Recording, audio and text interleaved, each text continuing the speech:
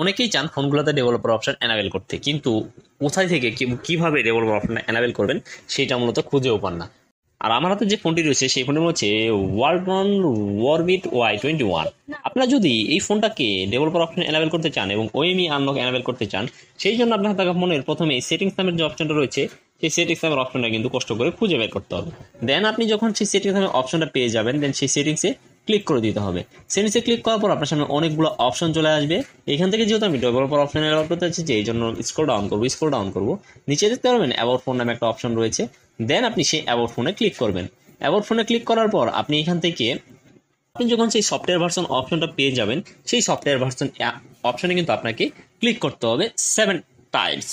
7 Times click করার পর আপনার সামনে সেই প্যাটার্নটা চলে আসবে, যে প্যাটার্নটা আপনি দিয়েছেন বা ফোনের যে কোনো লক দিয়েছেন সেই লকটাকে আপনাকে আনলক করতে হবে। আনলক করার পর কিন্তু আপনার ফোনের যে ডেভেলপার এইটা অপশনটা কিন্তু এনাবেল হয়ে যাবে। আবার এই ডেভেলপার অপশনটাকে বের করার জন্য এখানে ব্যাক করবেন, ব্যাক করে সিস্টেমে চলে যাবেন। সিস্টেমে যাওয়ার পর একটু নিচে দেখতে পারবেন ডেভেলপার অপশনটা এনাবেল হয়ে গেছে। এবং আপনি যদি ওএমই আনলক এনাবেল করতে চান, জাস্ট ওএমই আনলকে ক্লিক করবেন, এন্ড কি ওএমই আনলক এনাবেল করে ওকেতে ক্লিক করবেন। সো ভিডিও দেখে ভালো লাগলে অবশ্যই সাবস্ক্রাইব করে রাখবেন।